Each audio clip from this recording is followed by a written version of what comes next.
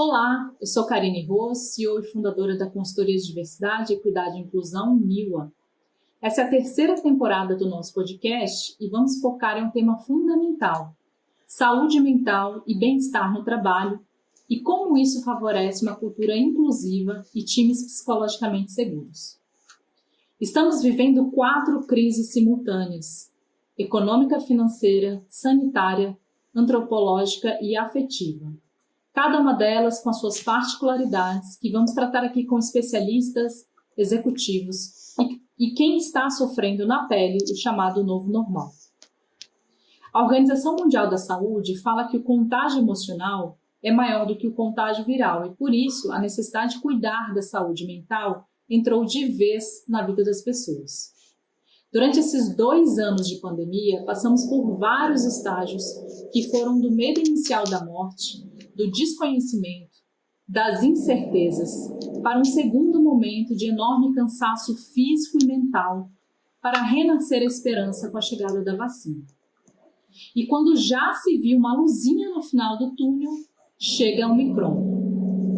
E se não foi fácil para ninguém, imagine para os profissionais de saúde que continuam na linha de frente desta guerra. A OMS faz uma previsão drástica. 45% deles ficarão doentes nos próximos dias.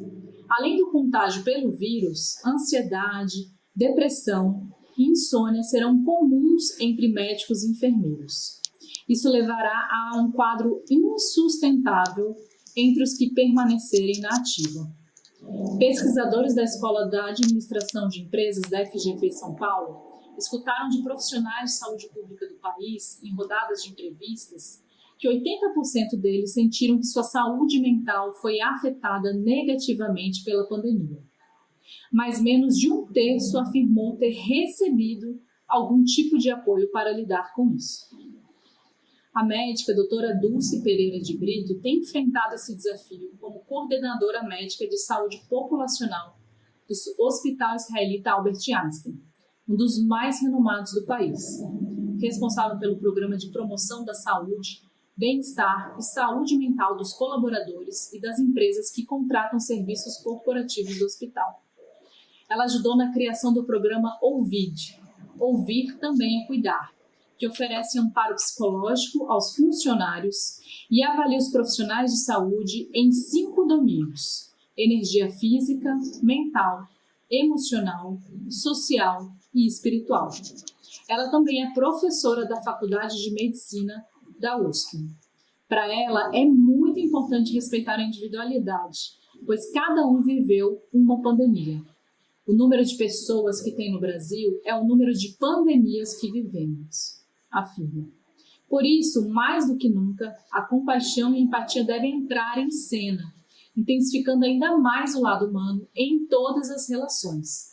Será necessário expandir mentes e corações para entender que as experiências e necessidades de cada um são completamente diferentes.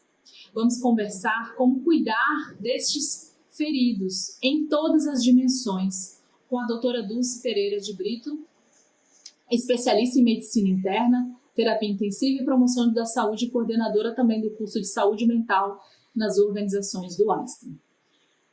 Dulce, seja muito bem-vinda a esse podcast. É uma honra e uma alegria ter você com a gente. Olá, Karine. Olá para todo mundo que está ouvindo a gente. Muito obrigada por esse convite. É uma honra incrível estar aqui.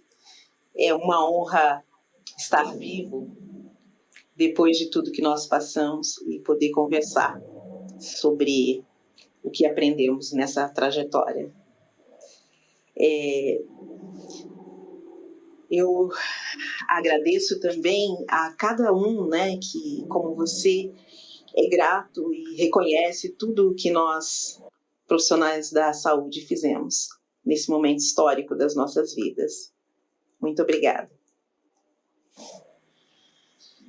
Antes de mais nada, a gente quer deixar aqui registrado nesse podcast, nesse episódio, a minha enorme gratidão, todos aqui do nosso time, por todos os profissionais da área de saúde, dos mais renomados cientistas ao pessoal da limpeza, né? E a gente sempre começa aqui, doutora, esse papo trazendo perguntas às vezes um pouco mais genéricas, mas hoje a gente quer inverter essa ordem. E a gente quer saber um pouco mais de você, como você viveu a sua própria pandemia. Uau! Como eu disse, eu acho que a população brasileira e a população mundial como um todo, de alguma forma, em algum momento, conseguiu abrir a janela e olhar para dentro dos hospitais, seja através da janela da internet, da televisão, enfim, de alguma forma, foi possível que a população enxergasse o que nós vivemos, né? Então, por isso eu digo a gratidão que tenho pelo reconhecimento, porque de fato não foi fácil. Faculdade alguma nos preparou para isso. E hoje eu, como médica e professora da Faculdade de Medicina da USP, como você disse, há tantos anos também não preparei nossos alunos para isso. A gente não estava pronto, a gente sofreu muito, mas a boa notícia é saber que nós estamos vencendo. E as mais de 600 mil vidas que nós perdemos aqui no Brasil para a Covid, elas jamais serão esquecidas. Não tem como profissional de saúde algum esquecer dessas 600 mil vidas, assim como eu acho que a população geral também não vai esquecer. A gente vai honrá-las assim, em cada ato vacinal. E aí eu já me emociono, porque eu acho que o ato vacinal é a nossa forma mais ética e amorosa de honrar quem partiu. Foi muito difícil ver jovens partindo, ver pessoas que estavam saudáveis partindo. Por isso é que eu digo, nós vamos honrá-las. Cada gota da vacina que nós, pesquisadores, profissionais da área da saúde, entregamos para a população é um ato de amor em memória de quem foi e uma celebração da vida. Foi muito difícil, gente. Eu, particularmente, vivi a pandemia dentro do olho do furacão. E eu estava em duas pontas. De um lado, cuidando de pacientes gravíssimos, internados nas enfermarias de Covid do Hospital das Clínicas aqui de São Paulo, onde eu contei para vocês que dou aula. Então, eu estava com os residentes, com os médicos que estão se preparando para assumir a profissão, que estão em treinamento com os médicos, com esses residentes, né, jovens médicos, com os alunos do 5º e 6º ano da faculdade. Então, a gente estava ali numa batalha tão grande, eu embargo a voz, porque era isso, a gente se unia dentro de uma sala para discutir cada caso, cada pessoa que internava. Vocês não podem imaginar com que força a gente estava ali.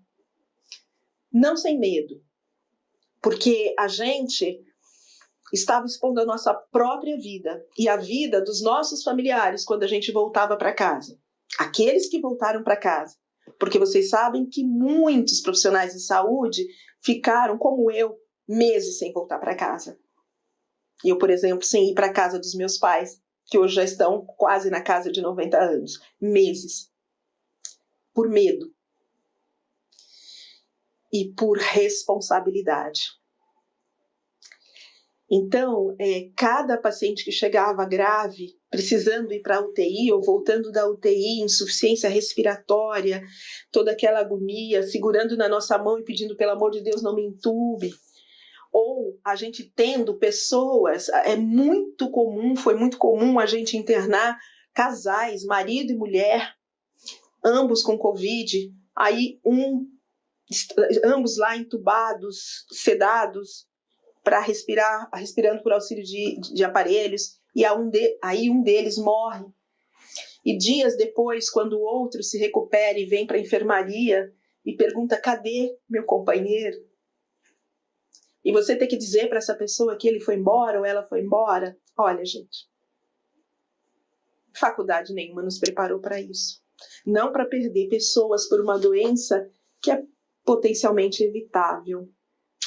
E isso eu vivi de um lado. E do outro lado, eu vivi lá no Einstein uma outra realidade, na medida em que eu estava cuidando de quem cuida. Aí eu não estava cuidando dos doentes, junto com os residentes e alunos da faculdade de medicina. Aí eu estava cuidando dos profissionais da linha de frente. E você pode entender o que é isso? Cuidando dos feridos, sabe? Como se a gente estivesse na trincheira, no meio de uma guerra. E eles voltavam para a gente, ou a gente ia até eles, dentro da UTI, dos hospitais de campanha, como o Hospital do Pacaembu, que o Einstein administrou, e isso jamais vai sair da nossa história, da nossa vida, essa lembrança do que foi, o que nós vivemos dentro do Hospital de Campanha do Pacaembu, dentro do Hospital de Campanha de Campo Limpo, e dentro de tantas outras UBSs, UPAs, públicas, inclusive, né, que o Einstein administra, e além dos hospitais privados que nós temos. Então, isso foi uma batalha épica, gente. Eu digo, né, não sei se vocês lembram, tudo isso começou na quarta-feira de cinzas de 2020. E eu nunca imaginei que nós seríamos chamados para dançar uma valsa de vida ou morte depois desse carnaval, na quarta-feira de cinzas. Então, foi isso que nós vivemos. Foi a experiência mais incrível que eu já vivi na minha vida profissional. Foi a que eu mais tive certeza de que eu estava no caminho certo, fazendo o que eu precisava fazer. Eu vi dor e sofrimento, vi morte, mas eu também vi muita força, eu vi muita compaixão, eu vi muita resiliência e atos de extrema bondade dos profissionais da linha de frente. Foi isso que eu vi. Eu vi muita gente doando a sua própria vida pela vida dos outros. Foi isso, Karine. Gente, eu não sei vocês que estão nos ouvindo aqui, mas eu estou completamente arrepiada e emocionada, porque agora a gente está numa outra variante, né? É quase impossível a gente não conhecer alguém que não pegou a Omicron, né? Se a gente não pegou, alguém do nosso lado pegou, algum amigo nosso pegou, um parente pegou. E como que a gente consegue, né? É como se a gente estivesse vendo realmente um copo meio cheio, meio vazio, né? Porque a gente, graças a Deus, a maioria parte da nossa população ela tá vacinada, mas a gente está ainda convivendo com esse medo, né? Com essa alta taxa de transmissão. E apesar, né, da gente ter uma enorme redução de número de mortes, a gente ainda parece que o pesadelo não acabou, né? A gente ainda está nessa sensação dessa exaustão crônica, né? E aí me pergunto, né, e eu não sei se você tem respostas, mas como a gente pode buscar mais gás, né, para momentos como esse que a gente está vivendo, assim, a luz no fim do túnel, como que a gente consegue criar meios, assim, da gente continuar essa nossa caminhada, apesar de todos os percalços, apesar dos lutos, né? Eu tive um parente que morreu de Covid, infelizmente, na época não conseguiu, a vacina estava chegando, né, em Porto Alegre, mas ele já estava na UTI. Então eu queria ouvir um pouco de você, de como a gente consegue esperançar aí esse novo momento, né, que a gente está vivendo. Ai, Karine, puxa, você viveu uma experiência pessoal e quando eu digo, né, que o número de brasileiros é o número de pandemias que nós tivemos, é por isso, sabe? Porque cada um sabe onde apertou o calo, cada um sabe aonde foi que viveu o seu momento mais crítico, né? E eu acho que esperança é o nome do Brasil, ou o nome do brasileiro. Não é só porque na nossa bandeira tem o verde lá, mas acima de tudo, eu acho que a esperança é o que nos move, né? Eu, estava escrevendo outro dia uma retrospectiva, me pediram para escrever de tudo que vivemos lá dentro do Einstein. Foi uma experiência incrível, com os nossos colaboradores, com a linha de frente. E aí eu estava escrevendo, e quando cheguei para falar desse momento do Ômicron, eu pensei, puxa vida, eu acho que o Ômicron veio contar alguma coisa para a gente. Porque a gente pensou que já estava chegando no fim. E, de repente, ele apareceu. E aí eu me lembrei de uma música do Toquinho, eu acho que chama Aquarela. Vê se vocês lembram dessa música. E olha só o que ele escreve, né? Como é que o poeta consegue traduzir o que a gente sente e às vezes não sabe dizer. Essa música é bem antiga, ela fala assim que o futuro é uma astronave que tentamos pilotar. Não tem tempo, nem piedade, nem tem hora de chegar. Sem pedir licença, muda a nossa vida e depois convida a rir ou chorar. O fim dela, escuta isso, o fim dela, ninguém sabe bem ao certo onde vai dar. Não sei se vocês lembram dessa música. Ou seja, eu trouxe essa música, veio muito na minha mente quando eu estava escrevendo um pouco dessa retrospectiva, porque é isso, né? Existe uma inconstância, nós não sabemos bem ao certo onde isso vai dar. A gente tem algumas previsões matemáticas, mas elas só são previsões, elas não são certeza, e é por isso que a esperança é o vento que move o nosso barquinho para frente, que faz a gente caminhar, seguir, sabe? Somos nadadores cansados, eu tenho dito isso. Todos nós, não só a turma, o pessoal da área da saúde, o jornalismo, as pessoas que trabalham nos supermercados, eu não sei nem nomear, mas quem está nos ouvindo sabe. Eu digo que cada um de nós viveu a sua linha de frente. Existem mães e pais que viveram a sua linha de frente ali com seus filhos, né? Em homeschooling, tentando ensinar dentro de casa. Ontem eu vi uma notícia do jornal dizendo que 1 em cada 10 alunos que saíram das escolas agora na época da pandemia não pretendem voltar. Quer dizer, aqui está uma outra linha de frente que são os professores. Ou seja, né, a área da segurança, cada um sabe a linha de frente que teve que enfrentar. Somos todos nadadores cansados, sobreviventes exaustos. Então, quando você me pergunta o que a gente pode fazer para continuar nadando sem nos afogarmos, sem nos asfixiarmos, sem deixar de respirar, eu diria que nós precisamos fazer o que o nadador cansado faz. A gente precisa parar,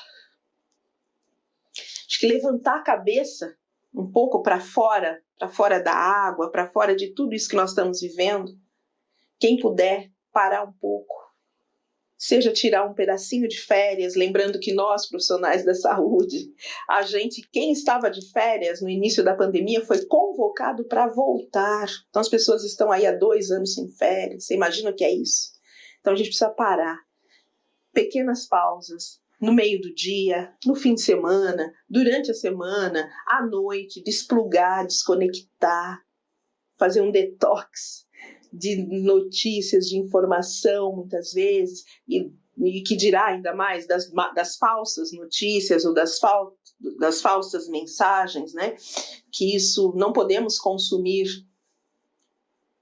tóxicos, né? Você não consome um alimento estragado, um alimento que você não conhece a fonte, então também não consuma informação que mais te intoxica do que te salva. Então é isso, precisamos parar, pôr a cabeça para fora, respirar, Precisamos ter pausas regenerativas, isso eu acho que nós temos que ter. Olhar para frente entendendo que a gente está chegando. Eu acredito que a gente está chegando, a OMS também acredita, né? Declarou aí que as previsões são de que, enfim, nós vamos conseguir, desde que a maior parte da população esteja vacinada, nós vamos, ao longo desse ano, conseguir controlar essa pandemia, pelo menos a fase mais aguda. Então, eu acho que nós precisamos respirar, precisamos descansar, precisamos olhar para frente, sabendo aonde a gente quer chegar, para onde nós estamos indo. E só cada um vai saber dizer para onde ele está indo. O que eu posso dizer é que nós estamos indo para um mundo muito diferente daquele que a gente deixou lá atrás, pessoal. A gente está indo para aquilo que dizem, né, hoje em dia, que fala que nós estamos indo para o mundo bunny. É uma sigla em inglês cuja tradução seria: estamos indo para um mundo mais frágil, mais ansioso, não linear, um mundo que vai dar muitas voltas. E um mundo incompreensível, complexo. Então, nós precisamos pegar tudo que a gente aprendeu agora, que não foi pouco,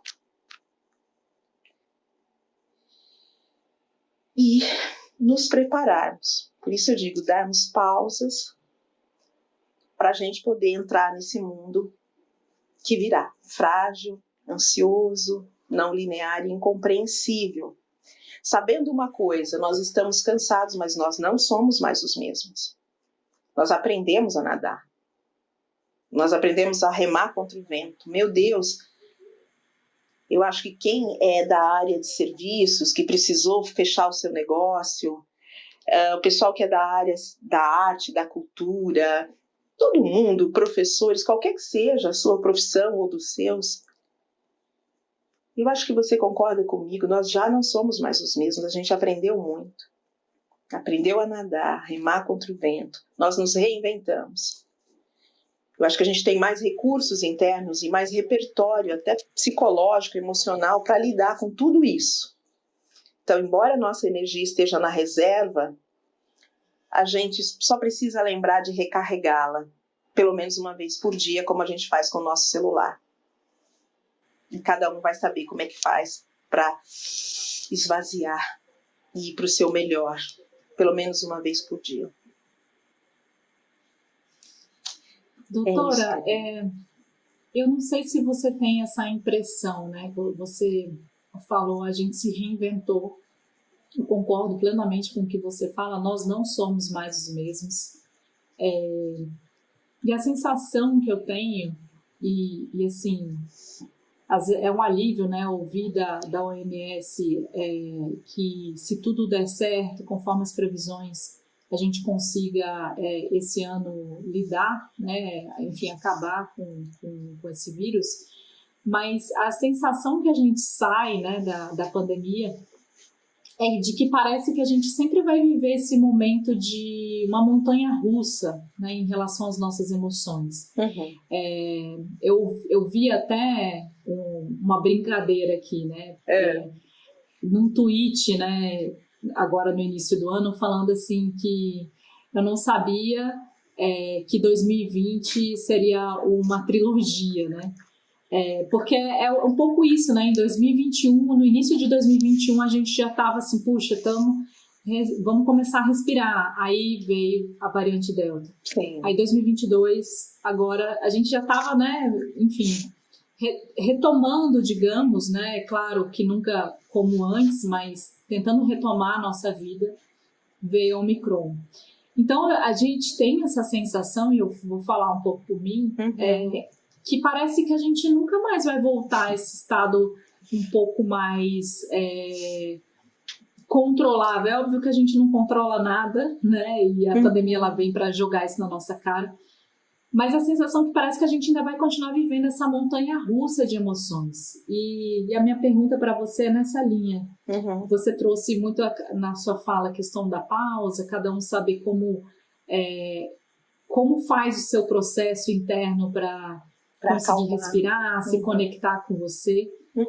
Mas como que a gente mantém a nossa saúde mental, né? Entendendo esse mundo bunny que você trouxe e na sua fala você descreveu muito bem. Karine, não, fácil não é. Mas o que é fácil nessa vida? É um desafio. E sim, a gente viverá, muito provavelmente, montanhas russas. Vou até lembrar aqui do filósofo Bauman, né? Que ele fala que nós vivemos num mundo líquido, né? Um mundo volátil, incerto. E os estudiosos aí, por exemplo, que falam sobre mudanças climáticas, estão aí o tempo todo a apertar sinaizinhos de alerta que muitos não querem ouvir ou não conseguem ainda ouvir, dizendo que, olha, do jeito que nós estamos caminhando, nós teremos cada vez mais e mais eventos climáticos extremos, mais e mais pandemias, dentre outras condições que o próprio tempo em que vivemos nos coloca. Né? Nesse mundo volátil, líquido, acelerado, nesse mundo 24/7, né? Hiperconectado. Então, diante desse novo desafio, o que a gente vai precisar é de novas soluções. Talvez o repertório que nossos bisavós, ou nossos avós tinham para lidar com o mundo em que eles viveram, só aquele repertório já não nos serve mais. Não porque a gente deva deixá-lo, deletá-lo, mas é porque a gente precisa de novas competências para além daquelas. Então, meu convite é que a gente talvez tenha que abrir essa mala ou essa caixa de ferramentas que nós temos desde que nós nascemos, ferramentas para lidar com os desafios da vida, para lidar com os momentos de alegria e também com os momentos de adversidade que certamente todo mundo já viveu.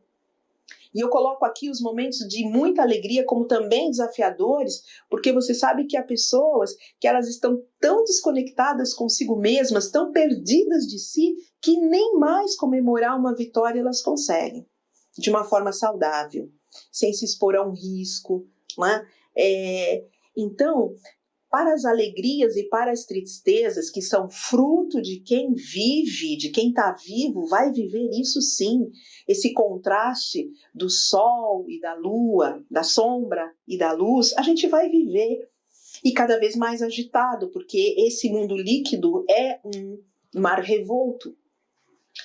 E quando eu digo que a gente vai precisar de outras competências e vai precisar aumentar o nosso repertório, a nossa inteligência, eu estou falando agora de múltiplas inteligências, não só aquela da época da nossa bisavó, que acreditava-se que era a inteligência de quem ia lá e respondia um teste de QI e pontuava, gabaritava, tal. Não, eu estou falando de outras inteligências, como a inteligência emocional.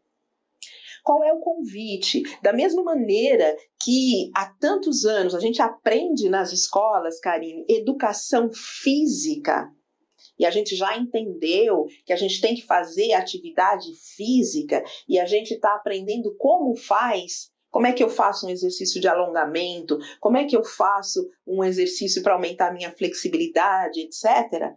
Essa educação física que vem desde pequenininho na escola, agora vai vir acompanhado e de mãos dadas com a educação para a gestão das nossas emoções. Porque, de fato, nós entramos num carrossel que, assim, essa montanha-russa que exige de nós uma competência maior do que a que nós temos. Então, nós vamos precisar, e você sabe que agora está dentro da base comum curricular, desde 2020, agora é obrigatório que as escolas, todas as escolas do Brasil, públicas e privadas, tenham no seu currículo, né, aulas sobre habilidades socioemocionais, que são aquelas habilidades para a gente lidar com as nossas emoções, com as nossas e com as dos outros. Né? Então, isso para as crianças, tem várias universidades no Brasil e fora de áreas inimagináveis, como a área de exatas, por exemplo, que você poderia pensar, puxa, é um pessoal mais analítico, mais voltado para o raciocínio, para a dimensão pensar, e não tanto para a dimensão sentir, né, das relações. Mas mesmo nessas escolas, nessas universidades, hoje em dia estão tendo cursos de gerenciamento das emoções, de gestão das emoções, de gestão das energias. Por quê? Porque claramente o mundo está trazendo novos desafios. Não adianta só a gente aprender habilidades novas com a tecnologia, com o computador. Isso é página 1. O que vai me manter inteiro, o que vai fazer com que eu consiga seguir na vida, desempenhando minhas atividades enquanto profissional, enquanto mãe, pai, filho, amigo, enfim, na plenitude da nossa vida, é saber gerenciar as nossas emoções. Então, o meu convite é: leia sobre. Existem livros, existem TEDs que você tem assim, gratuitamente na internet, por exemplo. Em várias redes você pode encontrar. Tem livros incríveis que você pode ler. Visite uma livraria. Se você não puder comprar, senta lá, vai folheando, vai lendo. Se você tiver um tempo, se você tiver de férias, no final de semana, olha, 2, 3 vezes que você visitar a livraria, você lê os livros inteiros, né? Aproveite isso. Se você é alguém alfabetizado, faça uso disso para enriquecer-se, para aumentar o seu capital psicológico. Converse com pessoas que te fazem bem, com pessoas que são referências positivas para você. Pessoas mais maduras, mais vividas ou menos, porque hoje o vô ensina para o neto e o neto para o vô, não importa a idade, né?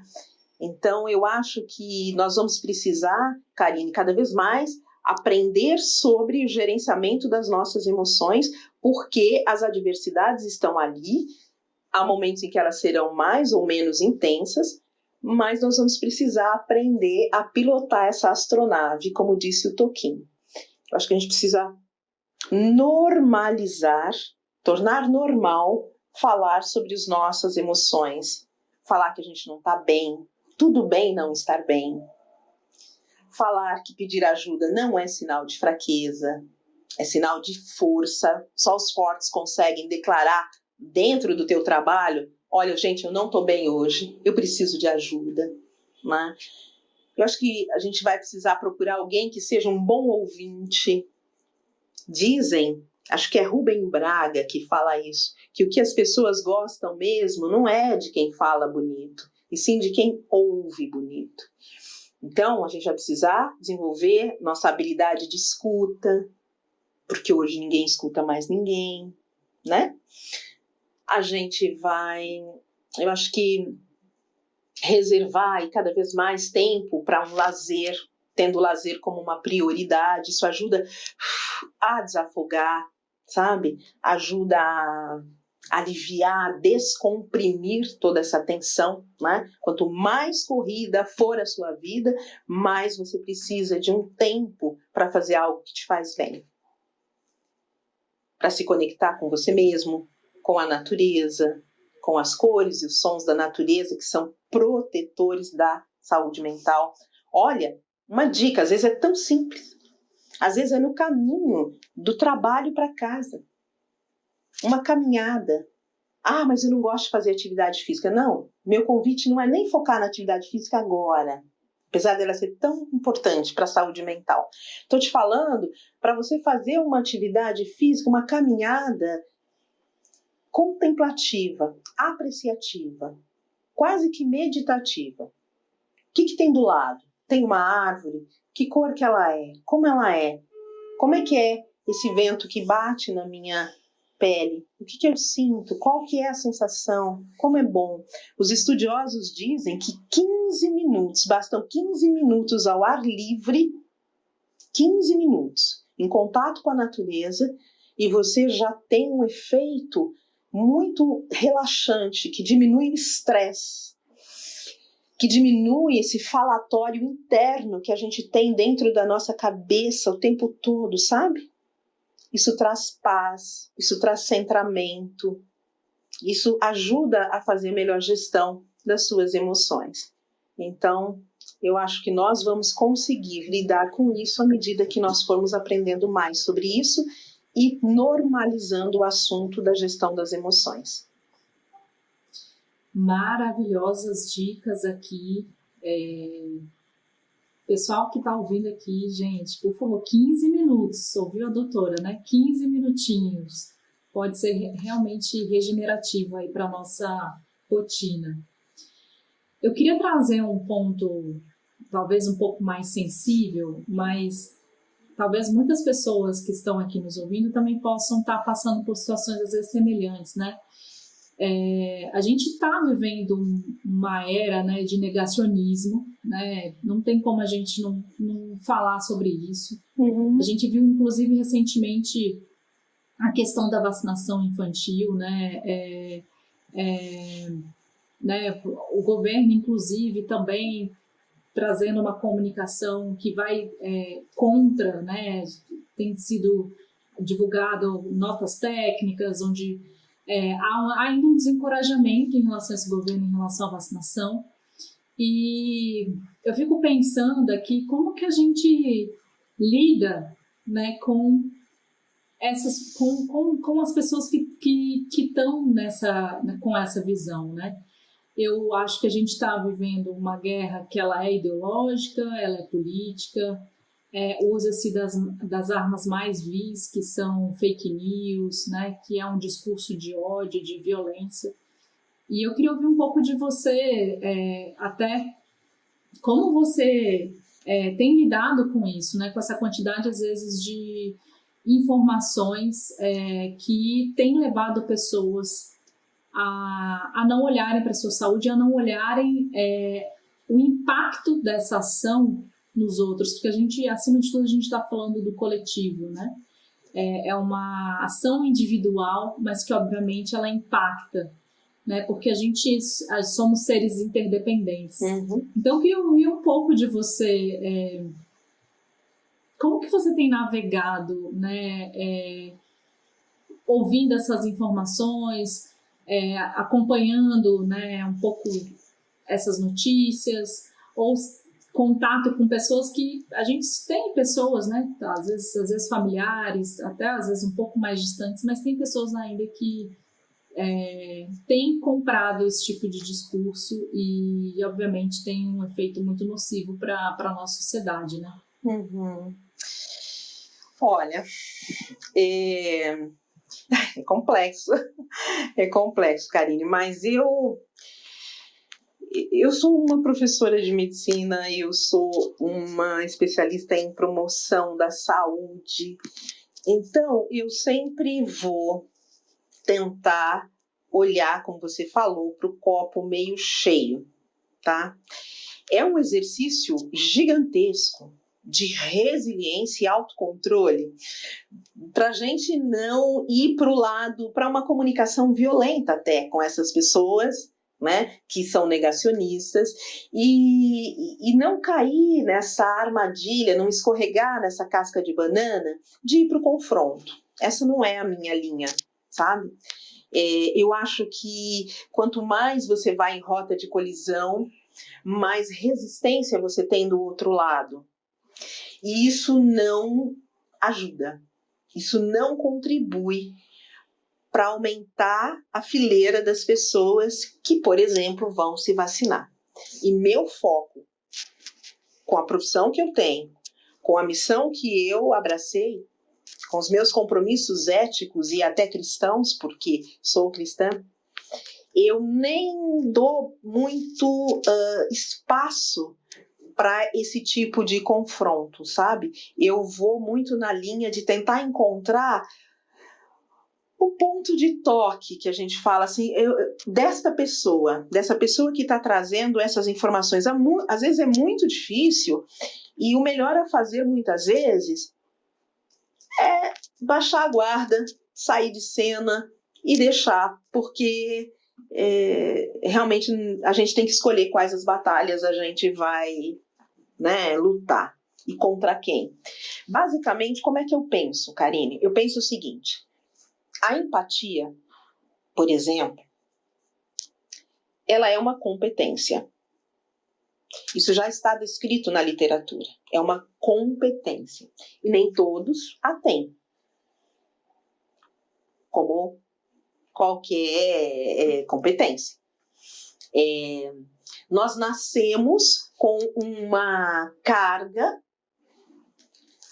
de empatia geneticamente determinada, vamos dizer assim, e ao longo do tempo, desde o primeiro momento da nossa existência até o final, nós vamos aumentando ou reduzindo o nível de empatia de acordo com as experiências que a gente vai tendo no mundo. E isso tem a ver, olha, isso é tão precoce nas nossas vidas, que tem estudos que demonstram, inclusive, que a empatia, a capacidade de ter empatia pelo outro, ela começa, por exemplo, quando uma mãe... Sabe quando uma mãe está brincando no berço com um bebê? É ainda uma protolinguagem, quer dizer, é antes ainda da criança saber falar. O fato da mãe começar a estabelecer contato com aquela criança, falando, balbuciando, sorrindo, né? O tal do sorriso social que a criancinha dá. Tudo aquilo é uma imagem espelho. A mãe sorri, se você filmar, tem estudos que filmam, a criancinha também sorri. Se a criança levanta... sei lá, a sobrancelha, a mãe também levanta. Isso é inconsciente, mas tem estudos que demonstram isso. E é lindo quando você vê esses estudos do tal do neurônio espelho, que eu consigo me conectar com você de tal maneira que eu passo a sentir com você. É quase como a história do reflexo do bocejo. Se alguém boceja, logo o outro boceja. É contagiante. Então, o que eu penso? Assim, essas pessoas provavelmente tiveram péssimas experiências desde o nascimento que as colocaram em contato com experiências de empatia. Então, acho que na história de vida dessas pessoas... Se for para um divã, a gente vai descobrir muita coisa ali que precisa ser tratada.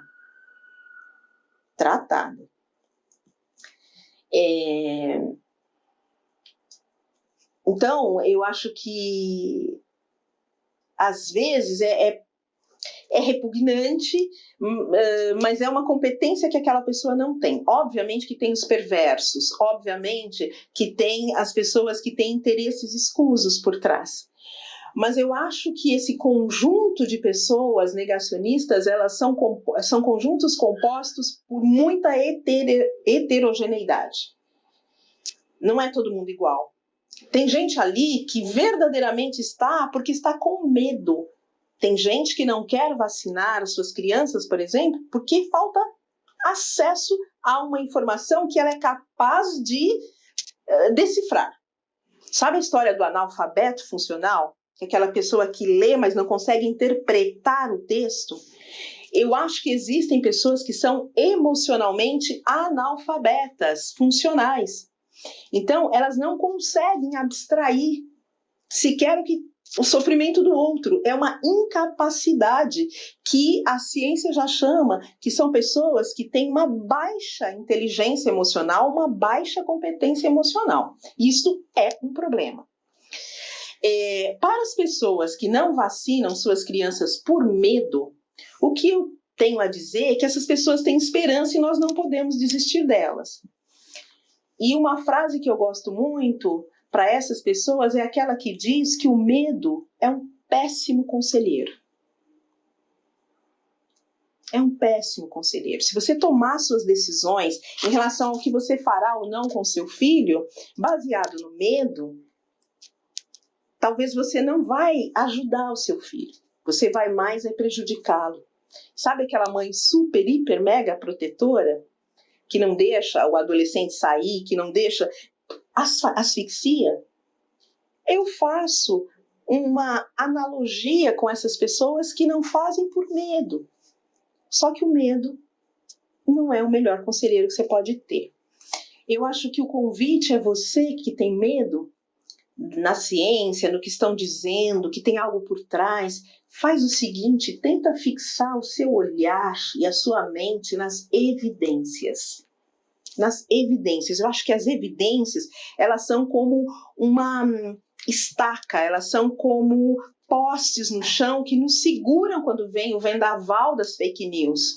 Você segura nas evidências. O que eu estou chamando de evidências? Pensa na história das vacinas no Brasil. Se você é jovem demais, tenta pesquisar na internet. Tenta ler nos livros. Como é que era antes e depois, por exemplo, da erradicação da poliomielite? Tenta dar uma olhada como é que era antes das crianças que morriam por meningites gravíssimas, como a meningocócica e outras.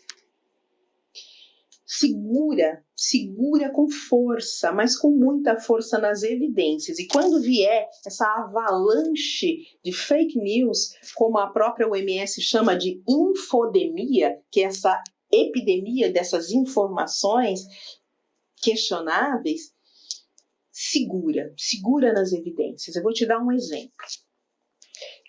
Vamos fazer o seguinte, vamos substituir a medicina ou os profissionais da saúde, tá? Que seriam essas pessoas que talvez você agora não está conseguindo confiar. Vamos substituir pelos profissionais da engenharia. Vamos ver se a gente consegue fazer aqui um paralelo. Imagina que você precisa atravessar um mar, tá?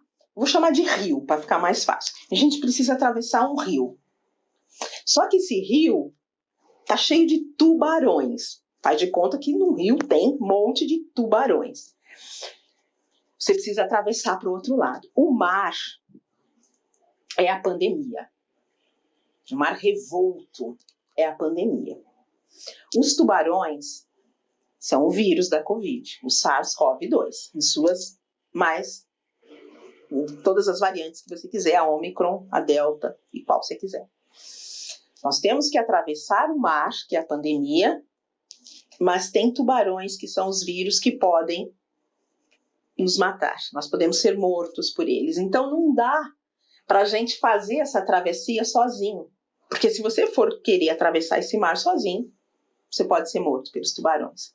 Vamos precisar dos engenheiros para construir uma ponte que nos leve para o outro lado do rio, tá? Que nos leve para a terra firme. Bom, em qual ponte você prefere andar?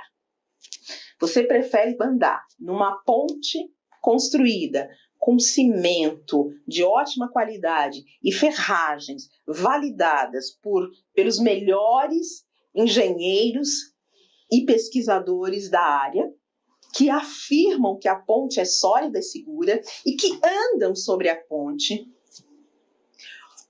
Ou você prefere caminhar numa ponte construída por um grupo de dissidentes da engenharia que constrói uma ponte só de areia, sem evidência nenhuma de que aquela ponte é segura, de que esse caminho é um caminho que a gente deve seguir? Por qual caminho você vai? Eu vou pela ponte dos especialistas. Eu me sinto mais segura.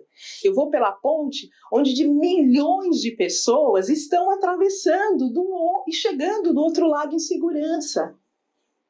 Eu vou com a vacina e não com a cloroquina. É isso. Gente, que aula estamos tendo aqui com essa mulher incrível. Não conheci. Olha, eu fiquei apaixonada por você, doutora, quando eu vi uma matéria sua. Foi no início de... Foi ano passado, em dezembro. Não sei onde foi a matéria que saiu. E aí eu falei assim, poxa, como que eu vou acessar ela? E aí vi que você trabalhava no Einstein e tudo mais. E eu tenho uma professora que é a doutora Elisa Cosassa. Ela, sim, né? Maravilhosa.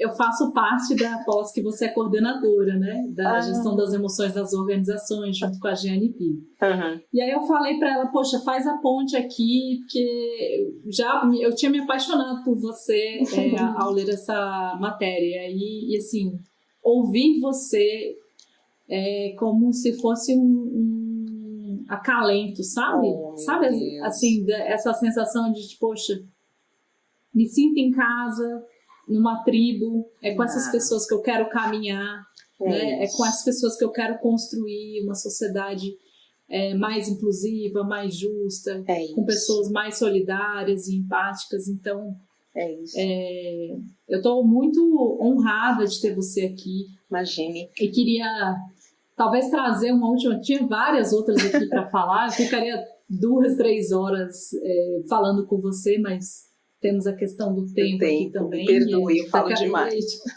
Não, e assim, tudo é maravilhoso, então assim, talvez a gente tenha que depois fazer uma parte 2 com você. Combinado.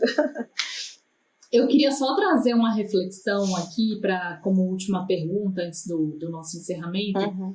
A gente não falou um pouco do contexto das empresas, né? Uhum. E tem muitas pesquisas, a gente sabe que muitas vezes 70%, né, do clima emocional de uma empresa ou de um departamento, ele às vezes é determinado pelo perfil dessa liderança, né? Sim.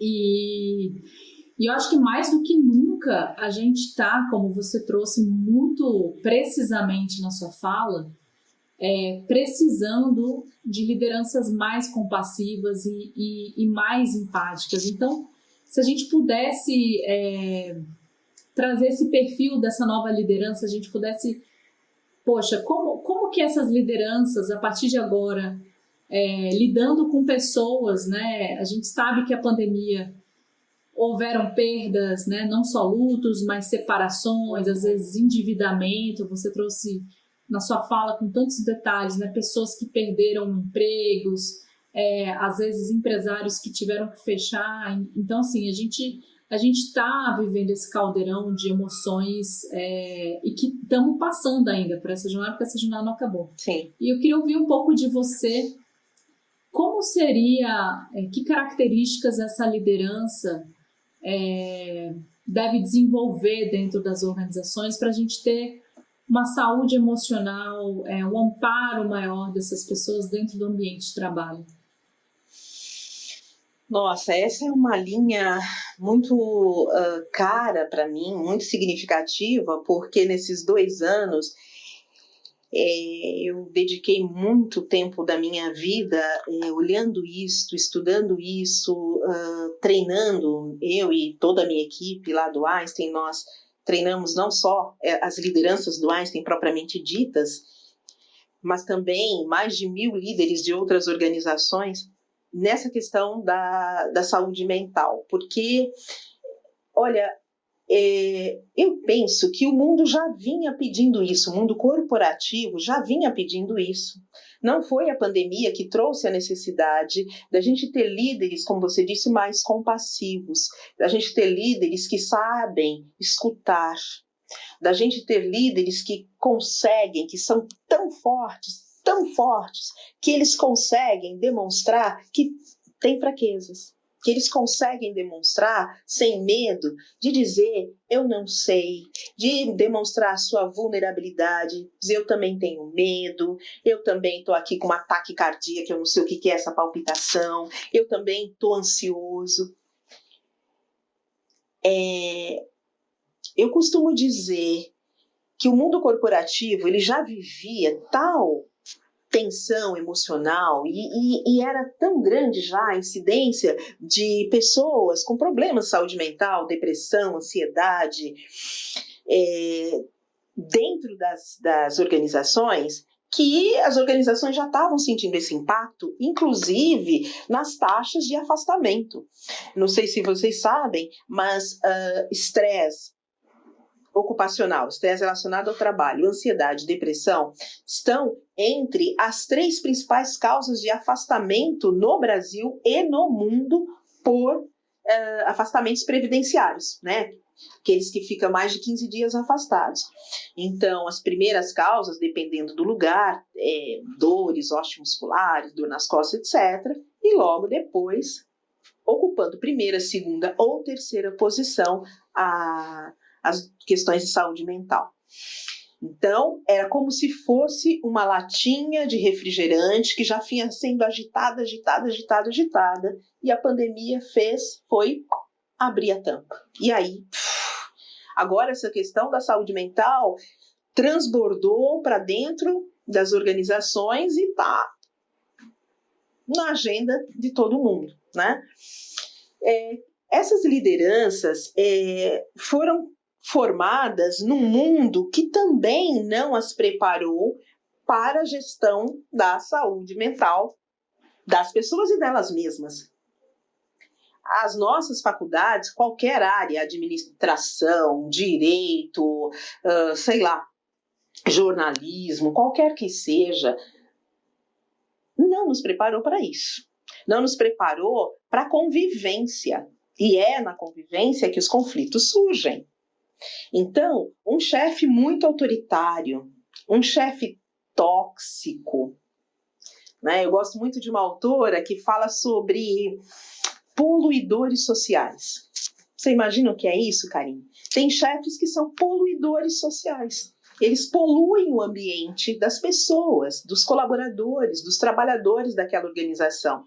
E como você disse, temos aí esse estudo que mostra que 70% do clima emocional da organização ou daquela área, daquele setor, é determinado pelo perfil do meu líder, do meu chefe.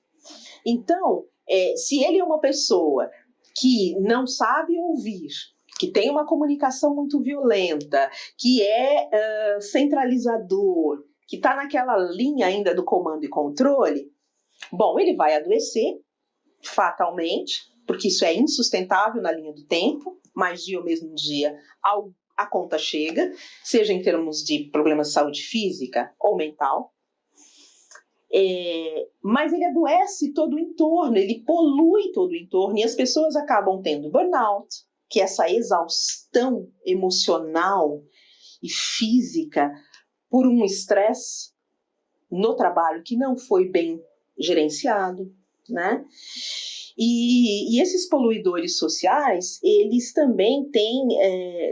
a Clínica Mayo tem uma frase dela que fala o seguinte, que os nossos líderes, eles são mais importantes para a nossa saúde mental do que o nosso médico.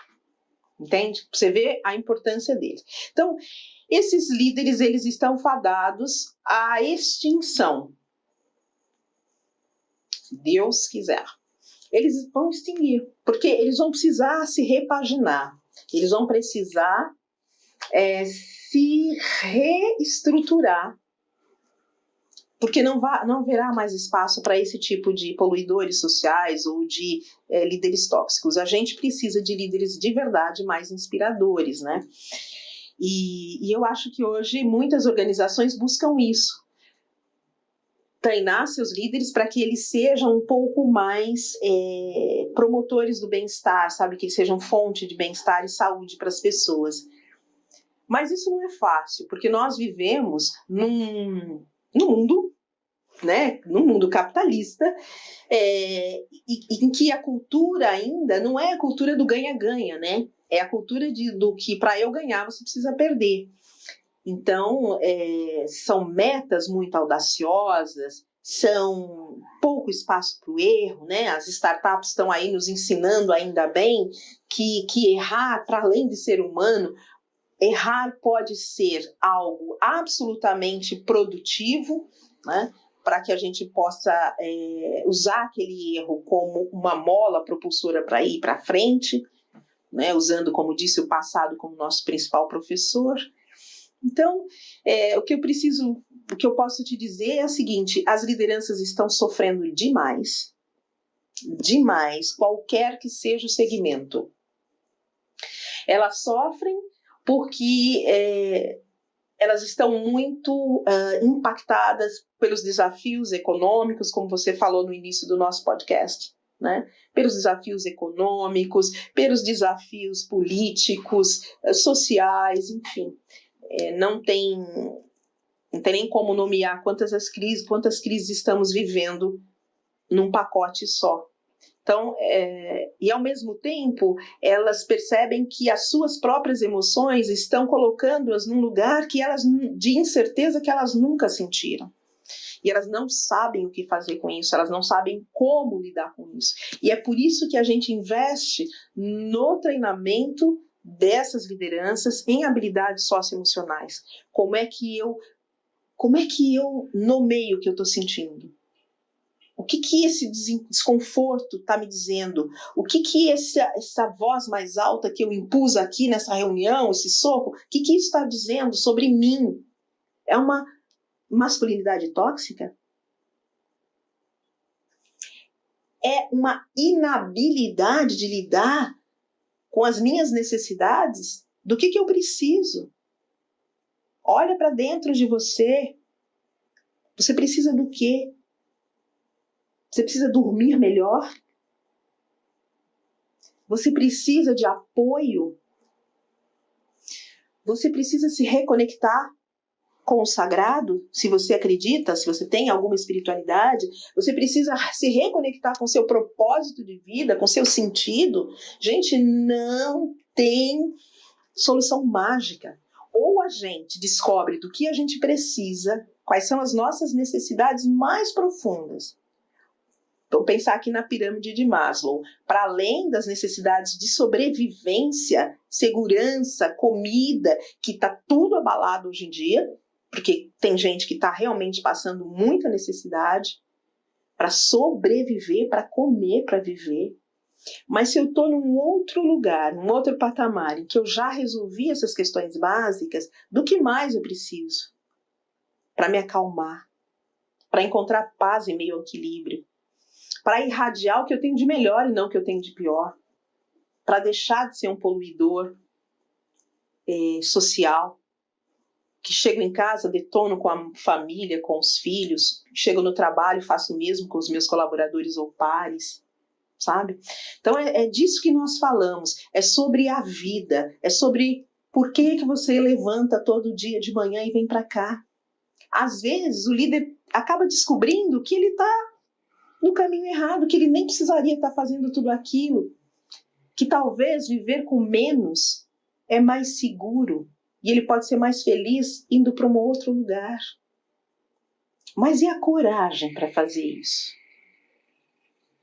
Como é que eu me preparo para poder abrir mão daquilo que não faz mais sentido para mim? Se eu tenho oportunidade a escolher, como é que eu faço para dizer não? Não só para os outros, mas para mim mesmo, né? Como é que eu faço para me perdoar pelas escolhas que eu fiz? Para perdoar meu passado? É uma conversa comprida, sabe, Karine? Mas é um olhar para essa liderança não como se eles fossem os principais carrascos, digamos, causadores do nosso sofrimento. Mas é entendendo o impacto que o perfil e a inteligência emocional deles têm sobre a nossa. Como é que a gente capacita essas pessoas para se reconectarem com aquilo que realmente faz sentido para ela, se tornando uma pessoa mais generosa, mais amorosa, mais empática e com mais compaixão, né? Com mais compaixão com os outros, com seus colaboradores, entendendo que as pessoas, como disse, cada um viveu uma pandemia, cada um tem uma necessidade diferente, então ele precisa ter uma escuta muito refinada para poder entender a necessidade de cada um e poder dar para cada um na medida do possível. E quando não for possível, como é que a gente acolhe esse grupo? É muita responsabilidade. É muita responsabilidade. Ele leva o papel de um professor. O professor tem 40 alunos na sala. O líder, às vezes, tem centenas de pessoas sobre os seus ombros. Ele leva o papel dos pais. Ele leva o papel de um político, de um assistente social, de um psicólogo, de um administrador. É muito papel. social sobre que às vezes a gente coloca numa única pessoa. E às vezes os próprios times o instabilizam, né? Então, como é que a gente ajuda essa pessoa a ser a sua melhor versão? Né? A encontrar a sua melhor versão. É um caminho, é uma trajetória. Mas vale muito a pena, porque ele melhora como pessoa e como profissional. E a equipe sente imediatamente essa mudança. É quase como você viver num lugar cheio de fumaça, intoxicado, e de repente abre a janela e você consegue respirar. Aliás, eu acho que não conseguir respirar é a frase, né, da pandemia, do George Floyd ao Covid. Como nós precisamos respirar. É isso. Gente, eu conversei com essa mulher inspiradora, extremamente profunda, doutora Dulce Pereira de Brito. Queria agradecer mais uma vez aqui para todos, reforçar todos que estão nos ouvindo, o seu tempo, o quão é precioso tudo que você trouxe aqui, então que as pessoas possam de fato refletir, porque aqui foi uma verdadeira aula de reflexão, né, e de mudança talvez da nossa base, da fundação, né, que talvez a fundação das pessoas não estejam sólidas. Então, queria agradecer e poder, talvez, se você quiser deixar uma mensagem final, algo que você queira que a gente não abordou, algo mais breve do que as perguntas que eu fiz, que todas as perguntas eu trouxe... Não foi fácil, mas talvez algo que você queira reforçar do que você já falou aqui, para a gente encerrar aqui, já com dor no coração. Eu que agradeço esse momento, agradeço a cada ouvido e cada coração que esteve comigo nesse momento, e talvez dizer, para a gente nunca se esquecer, que nós somos, como você trouxe, interdependentes. Não vai dar para atravessar o rio se não for juntos. Então, meu convite é, gente, vamos junto acreditando que a gente pode transformar. Do jeito que tá, não tá bom, pode ficar melhor. E ele só vai ficar melhor se a gente fundar as nossas estacas nas evidências, na ciência e naquilo que faz sentido para cada um. Se for a espiritualidade, que seja, se for a arte, se for o teu propósito, finque as suas raízes naquilo que te faz bem. E juntos vamos tentar vencer todo tipo de adversidade. Não é difícil, não é fácil. Eu fecho com uma frase que é um provérbio árabe que diz o seguinte: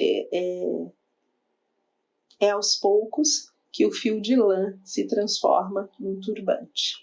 É aos poucos.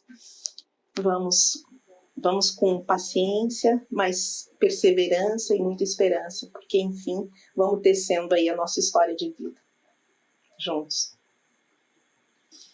Gente, eu não tenho dúvidas também que o caminho para a regeneração das empresas é pela compaixão, né? Com lideranças conectadas com seus times, fornecendo essa escuta ativa que a doutora acabou de trazer aqui para nós, conexão, propósito, espiritualidade e oportunidade de desenvolvimento que as pessoas tanto desejam. E se você quer saber mais sobre saúde mental, bem-estar e que está aqui curtindo esse podcast, tiver qualquer sugestão, manda para mim, pode mandar lá para o nosso time, @somosviua, ou se preferir por e-mail, contato@somosviua.com.br. Também estamos no LinkedIn. Até o próximo episódio, toda quinta na sua plataforma preferida.